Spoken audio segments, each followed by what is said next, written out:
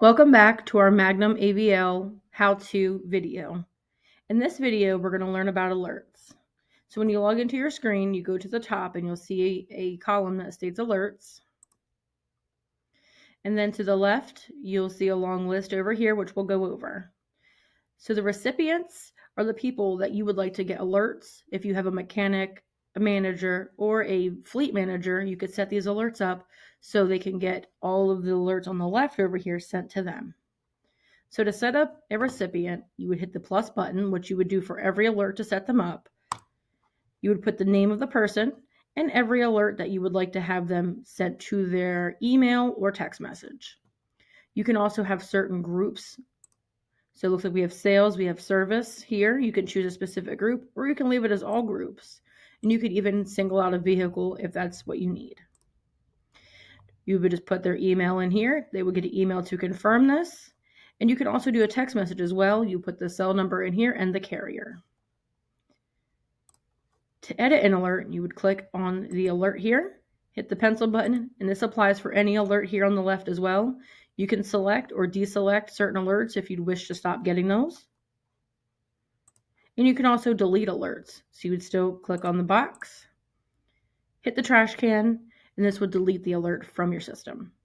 And this is the same for all of the alerts over here on the left. So you have an alert history as well. This is all from, looks like today, yesterday and today. You can see when our vehicles enter and exit our customers' places, when they enter and exit our office here. There's driver coaching, driver behavior.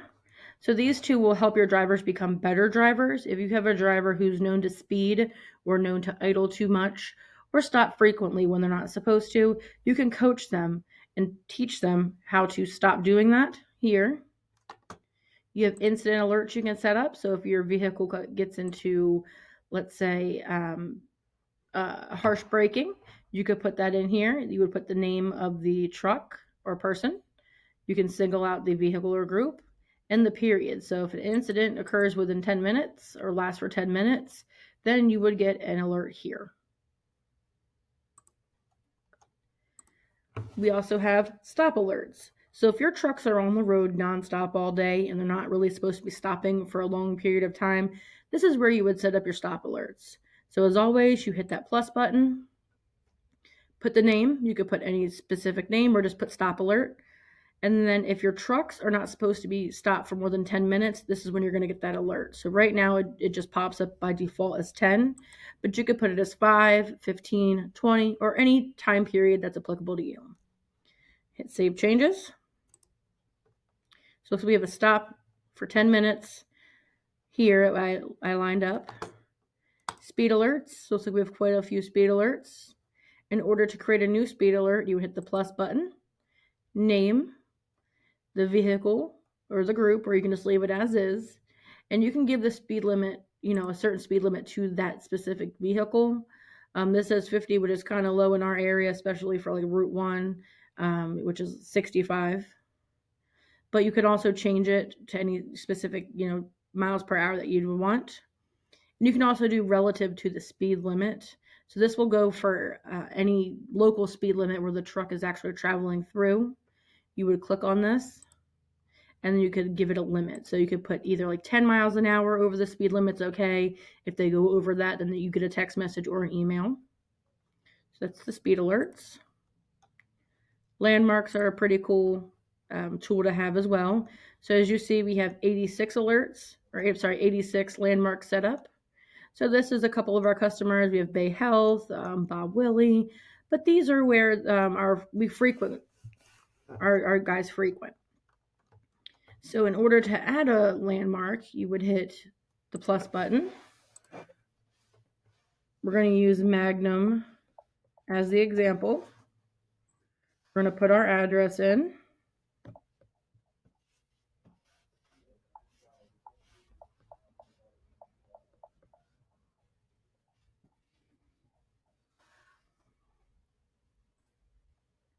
We're going to hit center on address. So as you can see, we have a couple of trucks sitting here at our shop. So it will default to a square, but you can change the square to fit any size that you need. So you just drag these red pins wherever you need them to go and just drop them down. So anytime our trucks enter or exit this shaded in square here, we will get an alert.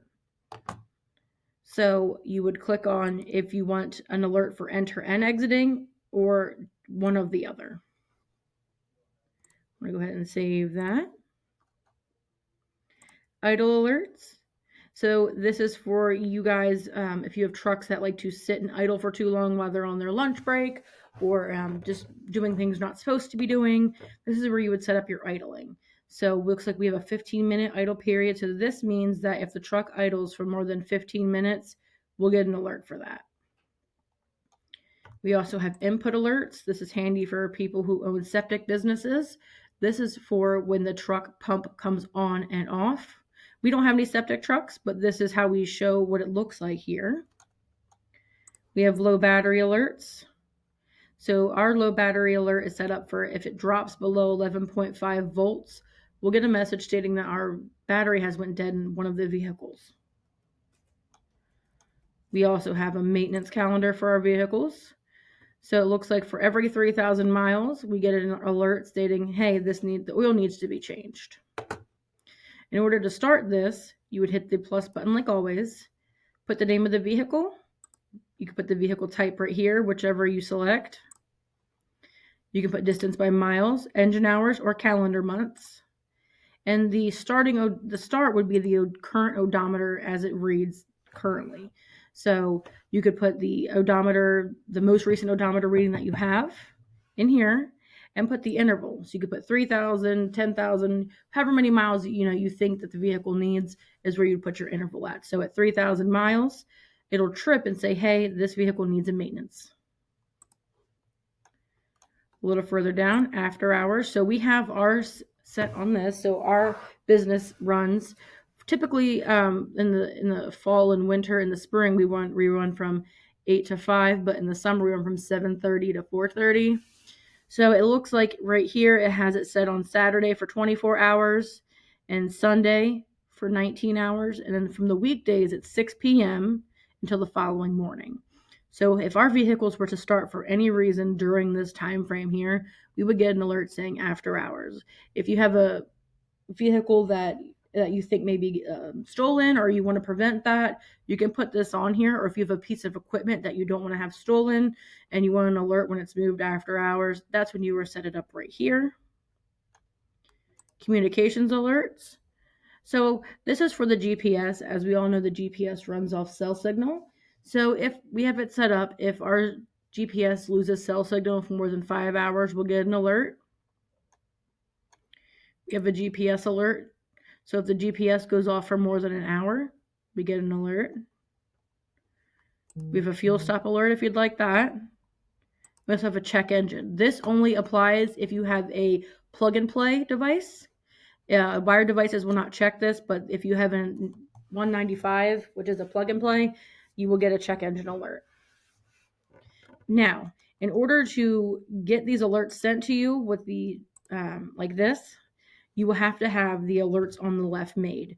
Just say if we have an incident, but we don't have the box checked, we won't get an incident report. Or if we have the box checked here and no incidences like we have here, we have no incidents alerts set up, we won't get any. So you have to make sure that all of these alerts are set up if you want them, and you have to select them here for the recipients. This is all for your alerts. Thank you.